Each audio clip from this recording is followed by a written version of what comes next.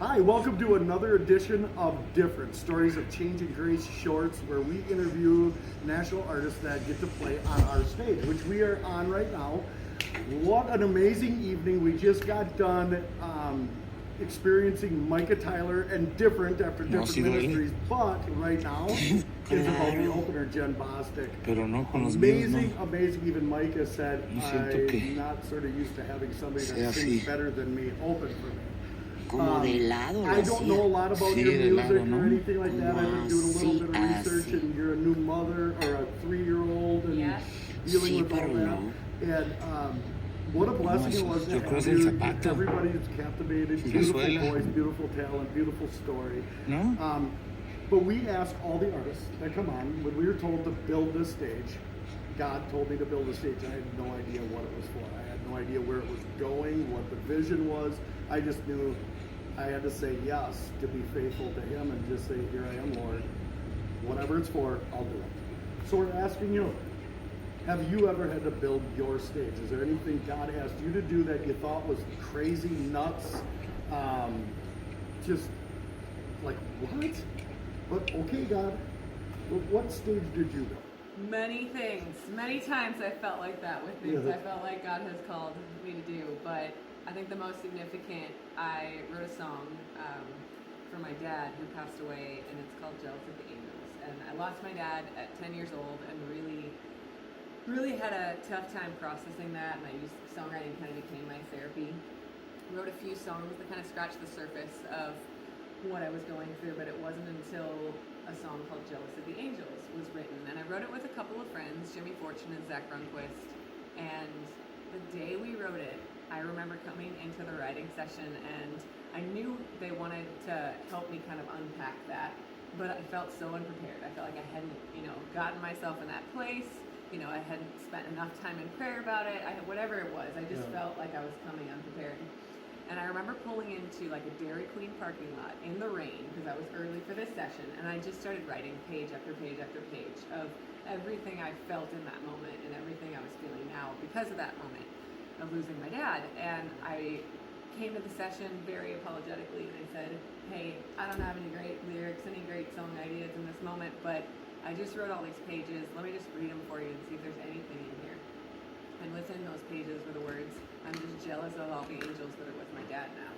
And Jimmy stopped me and he just said, that's our song. And in 45 minutes, we were all in tears, the song's out, and it felt so specific, so personal. I was like, I don't think I'll ever play this live, but it's just something, I'm so glad we got to write this to heal, right? Yeah. And it felt like this weight I didn't even realize I'd been carrying around lifted off my shoulders and I could start to move forward. A few weeks later, I'm at the Bluebird Cafe in Nashville where I live, and I'm in a writer's round or songwriting circle. It's almost my turn to play a song. Palms start sweating, heart starts racing. I get that little feeling and this voice in my heart that says, play that song you just wrote about your dad. And so, just shaking like a leaf, barely got through it. And a woman came up to me after the show and she said, I lost my dad 2 days ago and I know that you played that song for me tonight. Wow. And in that moment, something in my heart shifted, and I knew if the worst experience I'd walked through could somehow have brought a song into the world that might even bring one person comfort during their time of loss, I had to share it. And so in that moment, that for me was I didn't want to share that song. That was scary. That was, way too personal, way too vulnerable. And I did it anyway, and that led to that one woman, which led to me recording the song. Which led to a radio station called Smooth Radio in England picking up the song, which led to BBC Radio 2, the most listened to radio station in Europe, picking up the song, which led to me flying over to England to perform on BBC Breakfast Television. The song went #1. I've sung it at the Opry, the Ryman, Royal Albert Hall. Dozens of artists have gone on to record it, and so many people have, whether, they know Jesus or not, know this.